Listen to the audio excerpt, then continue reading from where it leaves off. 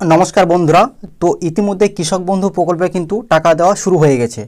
আপনারা সেটা সকলেই জানেন যে 29শে জুলাই মাননীয় মুখ্যমন্ত্রী মমতা বন্দ্যোপাধ্যায় তিনি কিন্তু কৃষক বন্ধু প্রকল্পে টাকার কিন্তু বীরভূমে তিনি যে একটা অনুষ্ঠান করেছেন, সেখানে কিন্তু তিনি কৃষকদের উদ্দেশ্যে কৃষক বন্ধু প্রকল্পের টাকা কিন্তু তিনি বোতাম টিপে কিন্তু রিলিজ করে দিয়েছেন, ঠিক আছে। এবং সেটা 29শে জুলাই দুপুর 12টার সময় কিন্তু টাকা রিলিজ করে দিয়েছেন উনি মুখ্যমন্ত্রী মমতা বন্দ্যোপাধ্যায়, ঠিক আছে। আর এর প্রমাণ কিন্তু অনেকে আমাকে স্ক্রিনশট করে পাঠিয়েছেন হোয়াটসঅ্যাপে, অনেকে সাবস্ক্রাইবার আমাকে পাঠিয়েছেন, স্ক্রিনশট করেছে। অনেকে কিন্তু জেলাতে কিন্তু ইতিমধ্যে কিন্তু টাকা ঢুকতে শুরু হয়ে গেছে। 29 তারিখে টাকা ঢুকে গেছে, আমি বলে দিচ্ছি। পশ্চিম মেদিনীপুরে কিন্তু টাকা ঢুকে গিয়েছে, জলপাইগুড়ি, কোচবিহার কিন্তু 30 তারিখে টাকা কিন্তু ঢুকেছে। 30 তারিখে ঢুকেছে, 31 তারিখে অনেকে কিন্তু টাকা চলে এসেছে।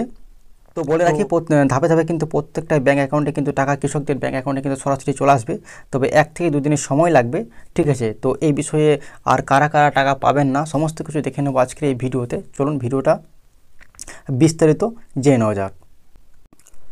তো বন্ধুরা এখানে দেখুন আজকের এই প্রতিবেদনে কি বলা হয়েছে।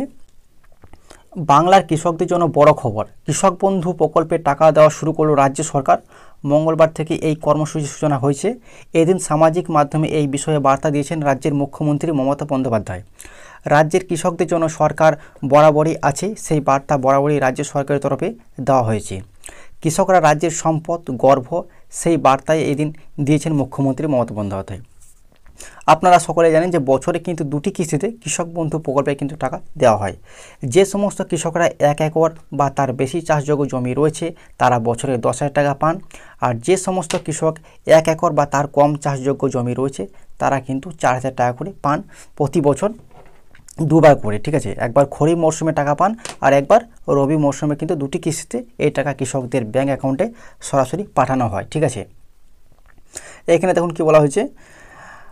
মমতা বন্দ্যোপাধ্যায় মঙ্গলবার এক্স হ্যান্ডেলে একটি পোস্ট শেয়ার করেন। সেখানে তিনি লেখেন যে আমি অত্যন্ত আনন্দের সঙ্গে জানাচ্ছি যে আসন্ন খরিফ মরশুমের জন্য কৃষক বন্ধু নতুন প্রকল্পের সহায়তা প্রদান আজ থেকে শুরু করা হলো, ঠিক আছে। এটা কিন্তু 29 তারিখে উনি বলেছেন, এক্স হ্যান্ডেলে জানিয়ে দিয়েছেন যে আজ থেকে কিন্তু কৃষক বন্ধু প্রকল্পে তিনি কিন্তু টাকা কিন্তু বোতাম টিপে কিন্তু রিলিজ করে দিয়েছেন, ঠিক আছে। কৃষক বন্ধু প্রকল্পে নতুন প্রকল্পে রাজ্যের কৃষকদের বর্গাদারদের বছরে 2টি কিস্তিতে কিন্তু এক একরে প্রতি 10,000 টাকা সহায়তা দেওয়া হয়, ঠিক আছে। কি বলা হয়েছে না, কৃষক বন্ধু নতুন প্রকল্পে রাজ্যের কৃষকদের ও বর্গাদারদের বছরে 2টি কিস্তিতে একর প্রতি 10,000 টাকা সহায়তা দেওয়া হয়, ঠিক আছে। যাদের কম জমি আছে তারাও আনুপাতিক হারে ন্যূনতম 4,000 টাকা সহায়তা পান, ঠিক আছে। অর্থাৎ যাদের 1 একরে কম জমি আছে তারা কিন্তু 4,000 টাকা পান, ঠিক আছে, বছরে 2টি কিস্তিতে।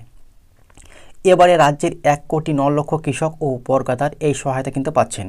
তাদের ব্যাঙ্ক অ্যাকাউন্টে মোট 2,930 কোটি টাকা সরাসরি কিন্তু দেওয়া হয়েছে, ঠিক আছে। এই বছরের শেষের দিকে রবি মরশুমের জন্য একই পরিমাণ টাকা কিন্তু দেওয়া হবে।